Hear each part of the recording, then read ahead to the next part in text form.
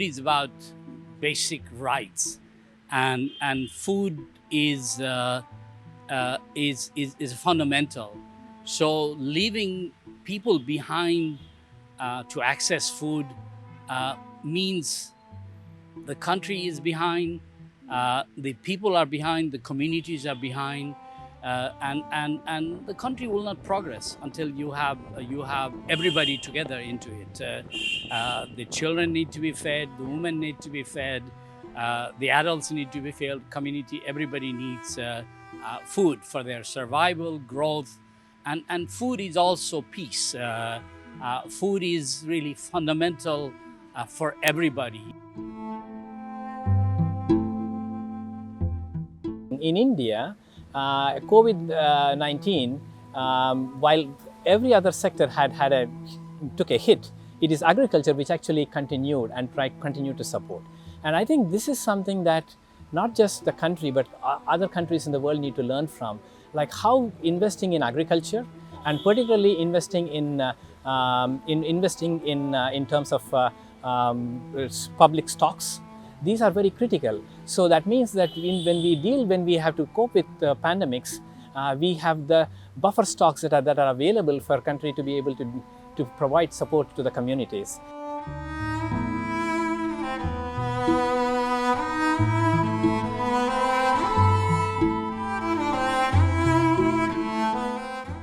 Availability of food doesn't guarantee access to food. It's wonderful that India has excess food. Frankly speaking, if you remember 40, 50 years ago, India used to be dependent on food.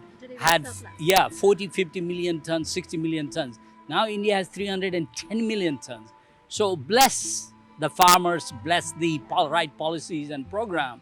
So what we need to do is continuously making sure everyone is fed, so no one is left behind. And the government program of Food Security Act, the Public Distribution Program, Midday Meal, Integrated Child Development Program are the blessing to start that. We need to work in ensuring everyone gets nutritive food going forward, and also farmers have their market and good value for them produce, etc.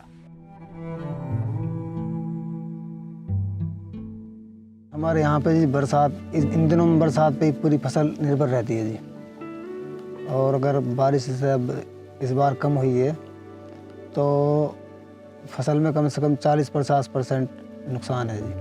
बाजरे की फसल जो है जी 2000, अब जैसे 2000 है जी बाजरा का rate, 2000 में जी पूरे एक एकड़ में इस बार 10,000 का भी नहीं होगा जी। रेट है, फिर रेट में उसमें फसल नहीं है इतनी जी, बात वही है।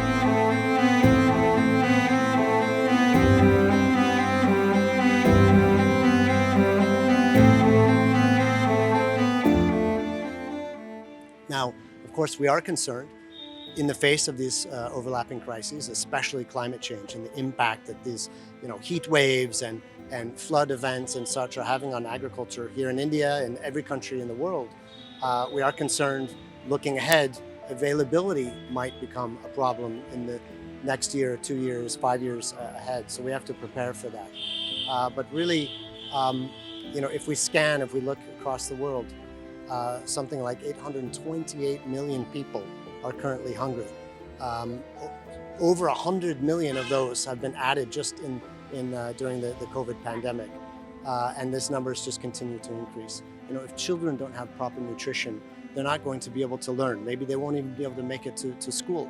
If women don't have proper nutrition, they're not going to be able to well, first of all, to have children who are born with proper health status, and not be able to help ensure that households are achieving what they need in terms of food security and across the board. So food security, is critical for individuals, for households, for communities, for society at large, for all of the SDGs.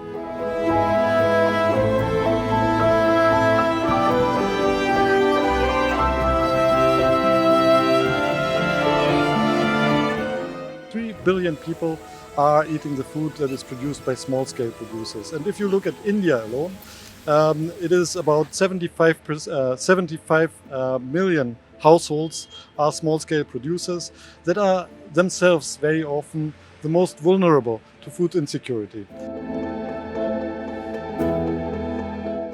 How we need to transform agriculture, it is very important that we work with communities in terms of how we can transform the way they go about agriculture. By that I mean that we need to be looking at how we choose crops. Our policies have been focused on addressing issues related to food security. We have achieved food security. It is time for us to now look at how we can address issues related to nutrition security. And I think in some ways, nutrition security, the challenge of nutrition security provides us an opportunity in the sense that we now need to think about how we make our crop choices. So we could encourage farmers to kind of grow crops which are more climate resilient, less water demanding, and so that's the reason why we could be encouraging farmers to moving towards production of millets, and the government is moving in the right direction in that point.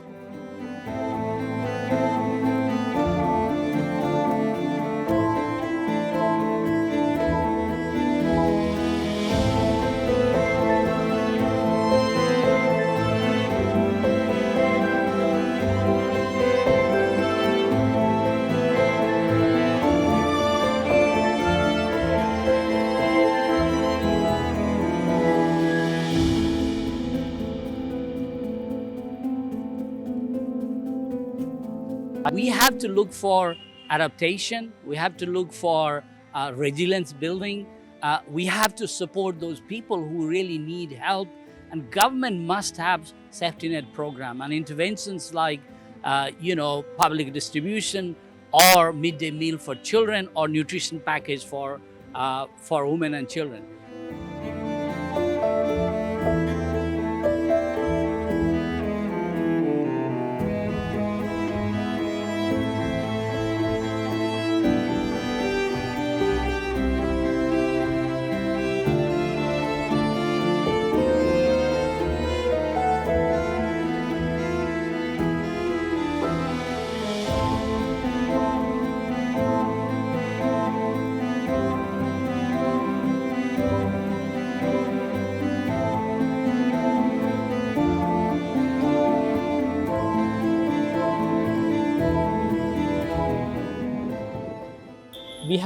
We have had tremendous success in terms of achieving food security.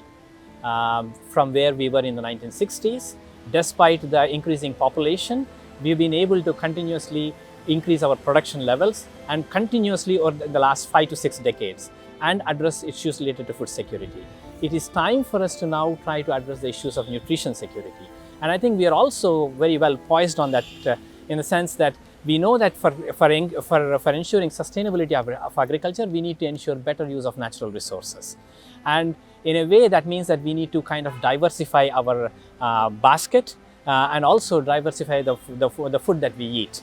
And that provides an opportunity in the sense that we need to be looking at not just rice and wheat systems, but need to be looking at other cereals, and that way therein comes the millets. Apart from that, I think also what we have to do is, and the government is already starting to look at, is that how we can ensure when we encourage communities to produce millets, how we can ensure that millets are also procured into the PDS system, so that communities can grow locally and eat locally. Yeah, that would be one thing that we could really do. And also in some ways that if you can grow locally and eat locally, that would also reduce the carbon footprint and impacts on climate.